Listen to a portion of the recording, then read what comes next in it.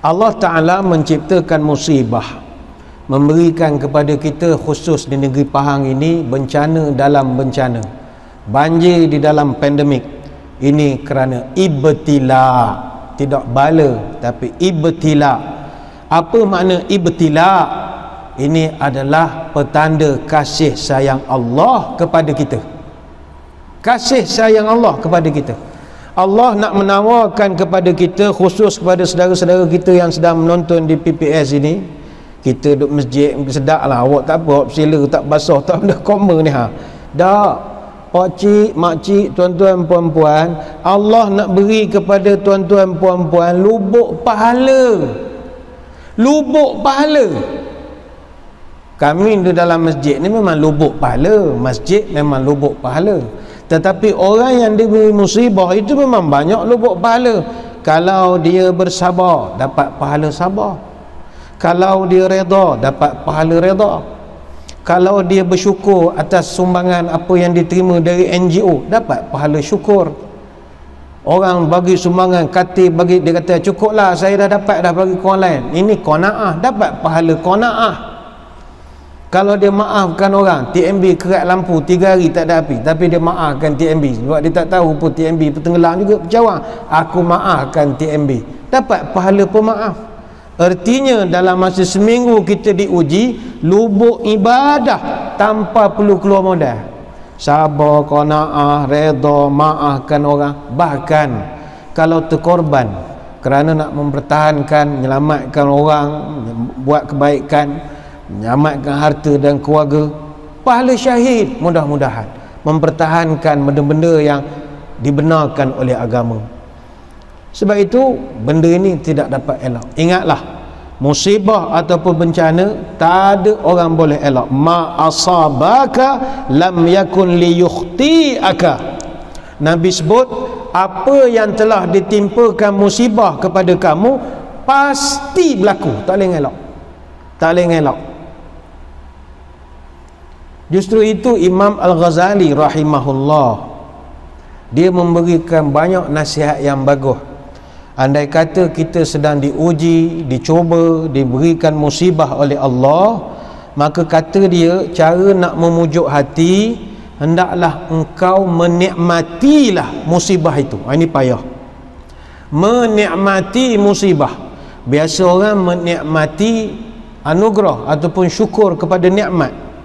Tapi kata Imam Al-Ghazali, orang kalau dah iman tinggi sampai satu makam, musibah ini bagi dia satu yang boleh dia syukuri, dia nikmati. Tapi payah.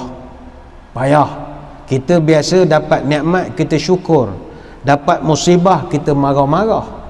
Tapi orang iman tinggi dapat nikmat syukur, dapat musibah dia sabar.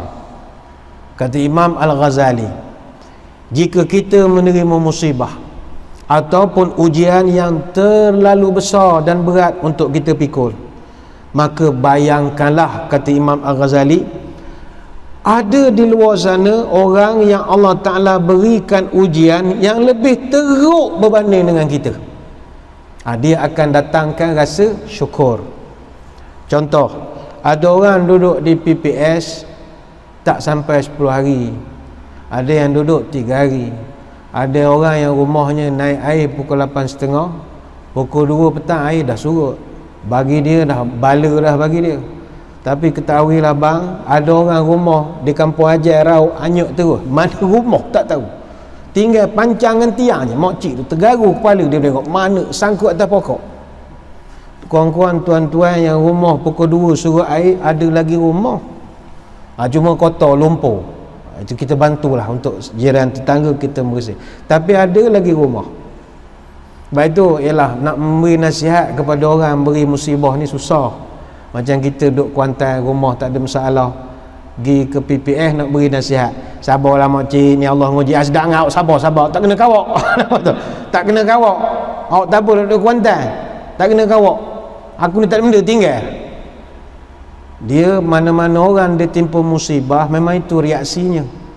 Bukan kita saja. Nabi SAW pernah ada satu orang wanita di Madinah, dia ditimpa musibah, anak je meninggal. dia kebumikan anak apa semua, Nabi datang, dia tak perasan Nabi dari arah belakang. Nabi kata, sabarlah di atas ujian ini. Dia tak mandang, dia naik suara, sedap sangat, sabar. Awak bukan tahu anak awak tak meninggal macam anak aku. Lepas tu orang pun enggak tunjuk, cakap dengan siapa tu, tengok, ya Rasulullah minta maaf. Kenapa? Sebab Nabi nak tunjukkan, kau awak anak meninggal berapa orang? Seorang. Saya anak ada 7, 6 anak saya meninggal mesti saya hidup. Saya lebih susah pada awak, kau baru seorang. Yang nak ceritanya adalah daripada zaman dulu lagi, orang ditimpa musibah, kalau dia suruh bersabar memang dia marah. Sabar. Itu sajalah, bersabar.